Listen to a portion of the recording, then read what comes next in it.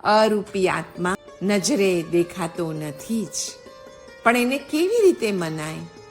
હા, સ્ત્રી, ધન, પુત્ર, આબરૂ વગેરેમાં સુખ છે એવું માન્યું છે જેણે, એ શેમાં નજરે જોઈને માન્યું છે? પરમાં જોઈને તો નક્કી કર્યું નથી, કેમ કે આંખ વડે સુખ દેખાતું તો નથી, છતાં પણ કેમ માનો છો? વળી સુખ આમાં છે એવી કલ્પના કોણે કરી? જેણે નક્કી કર્યું તે નક્કી કરનારો જ આત્મા છે. વળી મારી તો મને જ ખબર નથી એમ કોણે જાણ્યું? એ જાણનારો પણ સદા જાણનાર રૂપે આત્મા જ છે. અરૂપી સાક્ષીપણે છે, પણ પોતે પોતાની જ દરકાર કરી નથી, માટે જાણતો નથી એમ કહે છે. એ શાશ્વત સત્ય જરૂર સમજાય તેવું જ છે કે વિકાર અને પરાધીનતા વિનાની દ્રષ્ટિનો વિષય ત્રિકાલિક, જ્ઞાયક, અખંડ એવો આત્મા જ છે. તે નિર્મળ, એકરૂપ, ધ્રુવ સ્વભાવ જ આદરણીય છે. કર્મનો સ્વભાવ બંધ છે, જ્યારે આત્માનો સ્વભાવ મોક્ષ છે. પોતાના સ્વભાવનું અખંડ નિર્વિકલ્પ જ્ઞાન વર્તે છે, ત્યાં પર વસ્તુ અર્થાત જગતના અનંત પદાર્થો તે નિર્મળ જ્ઞાનમાં સહેજે જણાય છે. એ ન્યાય આપણે સમજવાનો છે. પરજ્ઞેયોને જાણવાનો વ્યામોહ તે પરાશ્રિત ભાવ છે. કેવળ જ્ઞાન થાય એટલે લોકાલોક દેખાય, એમ કેટલાકને લોકાલોક દેખવા ઉપર મહાત્મ્ય આવે છે. તે બાહ્ય દ્રષ્ટિ અર્થાત વ્યામોહ છે. તેથી એમ થાય કે ચેતનમાં કાંઈ માલ નથી. પરદ્રવ્યોને જાણે તેથી કેવળ જ્ઞાન છે એમ કહેવું તે નિમિત્ત તો ઉપચાર છે. પોતાના પુરુષાર્થથી આખું કેવળ જ્ઞાન સ્વાધીનપણે પ્રગટ થાય છે. એમાં પછી પરને જાણવાની ઈચ્છા નથી હોતી. જ્યાં કેવળ વીર્ય ગુણ આત્માના સર્વ ગુણને ટકાવી રાખનાર છે, એવું સ્વરૂપનું બળ સહજ સ્વભાવમાં એકરૂપ છે. આત્મા કે જીવને વર્ણ, ગંધ, રસ કે સ્પર્શ નથી. જીવને રૂપ, શરીર, સંસ્થાન કે સંહનન પણ નથી. રાગ, દ્વેષ, મોહ, વર્ગ, વર્ગણા, સ્પર્ધકો નથી. પૂદગલ દ્રવ્યના પરિણામરૂપ અધ્યાત્મ સ્થાન, યોગ સ્થાન, અનુભાગ સ્થાન, બંધ સ્થાન, ઉદય સ્થાન, માર્ગણા સ્થાન, સ્થિતિ બંધન સ્થાન, સંક્લેશ સ્થાન, વિશુદ્ધિ સ્થાન, સંયમ લબ્ધિ સ્થાન, જીવ સ્થાન કે ગુણ સ્થાન નથી. આત્મા તો બધી બાજુથી સમાવતી, ઉદાત્ત, ધીર, કોઈને પણ આધીન અથવા કોઈ પણ પ્રકારે આકુળતા રૂપ નથી એવી અદ્ભુત જ્ઞાન જ્યોતિ છે.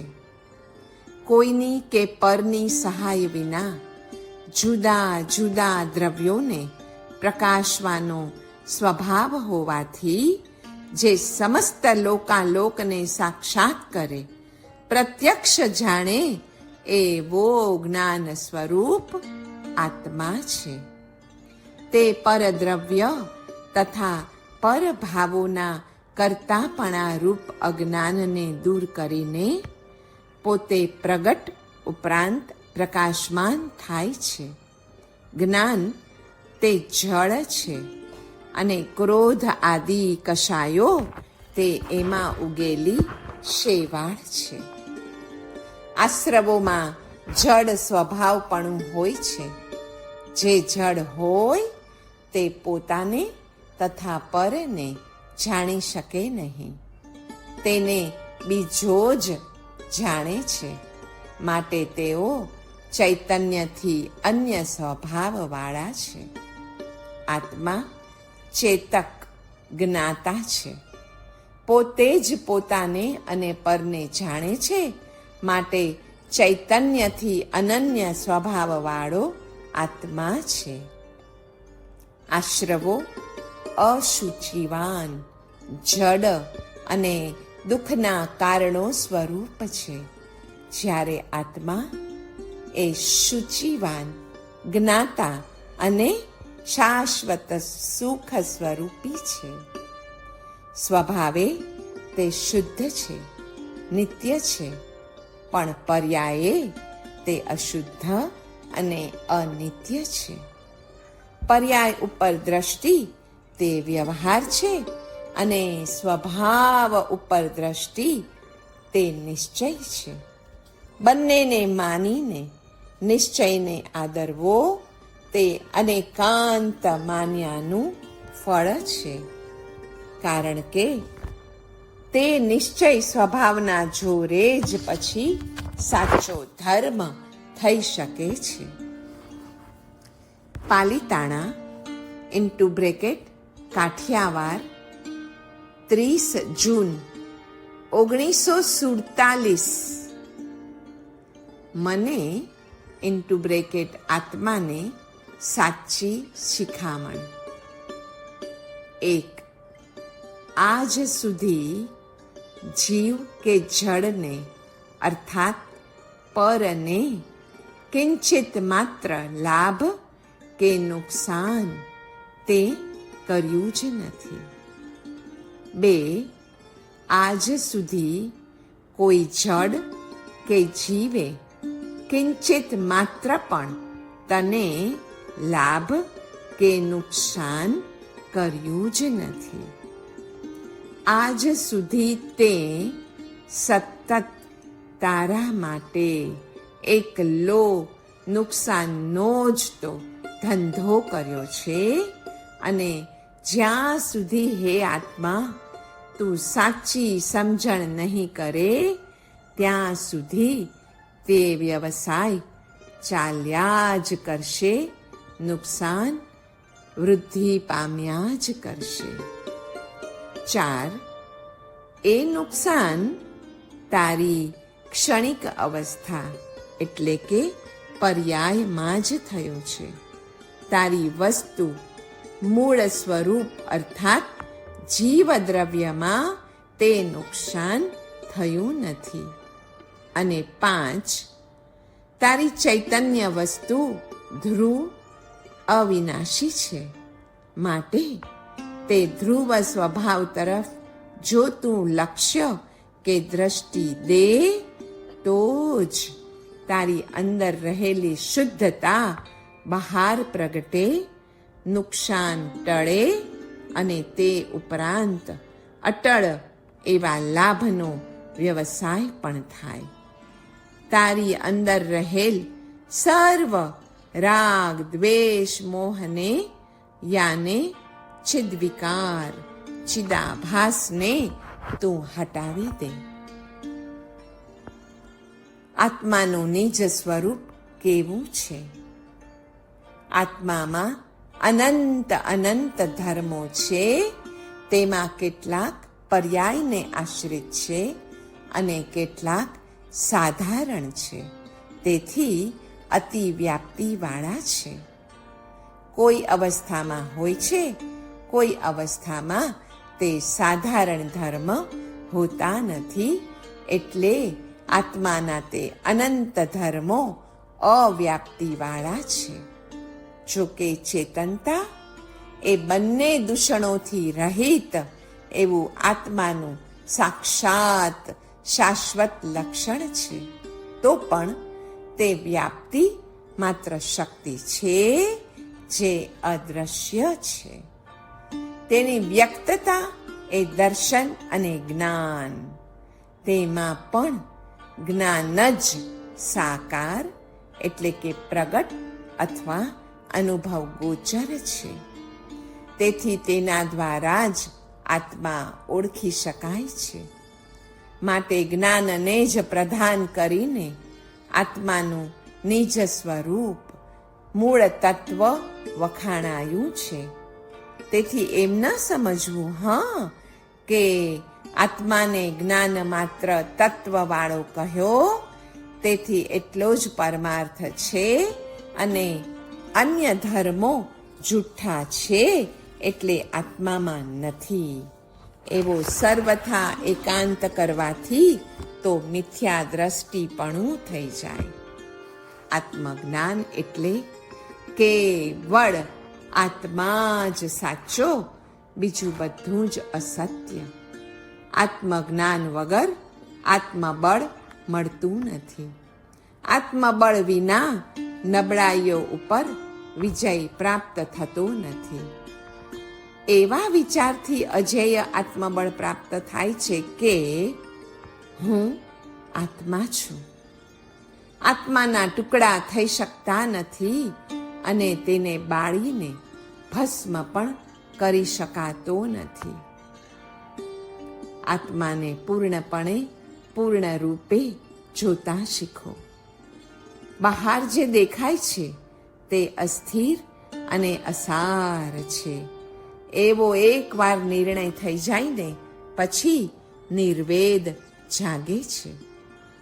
અંદર રહેલું જે દેખાતું નથી તેને દેખવાની ભાવના જ્યાં જાગે તે સંવેગ અર્થાત મોક્ષાભિલાષ છે. જે અસાર છે તે દેખાય છે, જે સાર છે તે દૂધમાં રહેલા ઘીની જેમ દેખાતું નથી. સારને દેખવાની અને અસારને ભૂલવાની તાલાવેલીનું નામ અનુક્રમે સંવેગ અને નિર્વેદ કહેવાય છે. પોતાનું જીવન શુદ્ધ સદ્ગુણોથી સમૃદ્ધ કરવામાં માણસ જ્ઞાન શક્તિનો ઉપયોગ કરે તો તેનું અવશ્યપણે કલ્યાણ થાય. આત્મા તથા માયાની સરખામણી જ ના થાય. આત્મા રજ્જુ હોય તો માયા એ સર્પ છે. આત્મા સ્વયં સૂર્ય પ્રકાશ હોય તો માયા એ જ્ઞાન રહિત જડ અંધકાર છે. આત્મા અમૃત આનંદદાયક છે, જ્યારે માયા એ ત્રિવિધ તાપદાયક વિષ સમાન છે. સચ્ચિદાનંદ રૂપ આત્મા એ હું છું એવો દ્રઢ અપરોક્ષ અનુભવ આત્મ સાક્ષાત્કારીને જરૂરથી હોય જ છે. આત્મ સાક્ષાત્કારી એટલે અવસ્થાત્રય સાક્ષી. આત્મ સાક્ષાત્કારી એટલે અસંગ અક્રિય તત્વ.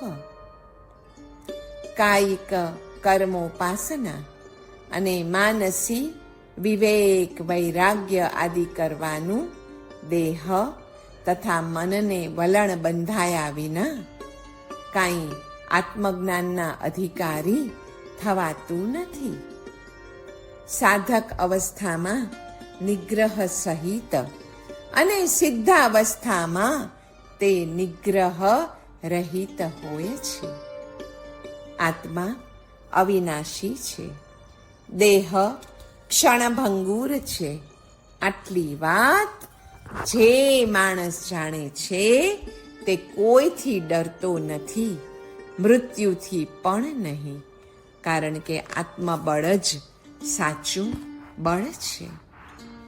આત્મતત્વનો આશ્રય લેવો એટલે પ્રથમ આત્મામાં રહેલી અચિંત્ય શક્તિનો સ્વીકાર કરવો. એ સ્વીકારથી અનંતાનું બંધી રાગ દ્વેષ ટળી જાય છે. વિતરાગતા એ કાંઈ નિષ્ક્રિયતા સ્વરૂપ નહીં, પણ સર્વોચ્ચ સક્રિયતા રૂપ છે. તે ક્રિયા અનુગ્રહ નિગ્રહ રૂપ છે, અને અનુગ્રહ નિગ્રહ એ રાગ દ્વેષના અભાવમાંથી ઉત્પન્ન થયેલ આત્મશક્તિ રૂપ છે, અને તે જ આર્હંત્ય કહેવાય છે. આત્માની સહજ એ આર્હંત્ય શક્તિ જ્યારે જ્યારે આવરણ રહિત થાય છે, ત્યારે ત્યારે તેમાંથી એક બાજુ સર્વજ્ઞતા તથા સર્વદર્શિતા પ્રકટે છે, અને બીજી બાજુ નિગ્રહ અનુગ્રહ કરવાનું સામર્થ્ય પણ પ્રગટે છે. આ બંનેને પ્રગટાવવાનો ઉપાય આવરણ રહિત થવું, કર્મના આવરણને સંપૂર્ણપણે હટાવી દેવા તે છે.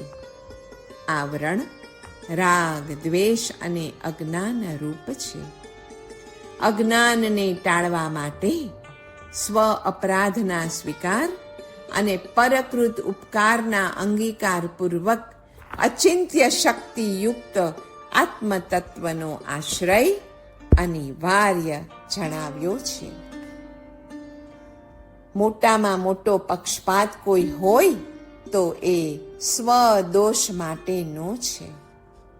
પોતે નિર્ગુણ અને દોષવાન હોવા છતાં પોતાને નિર્દોષ અને ગુણવાન માનવાની વૃત્તિ રૂપ પક્ષપાત સમત્વ ભાવ કેળવવાથી પછી ટળી જાય છે.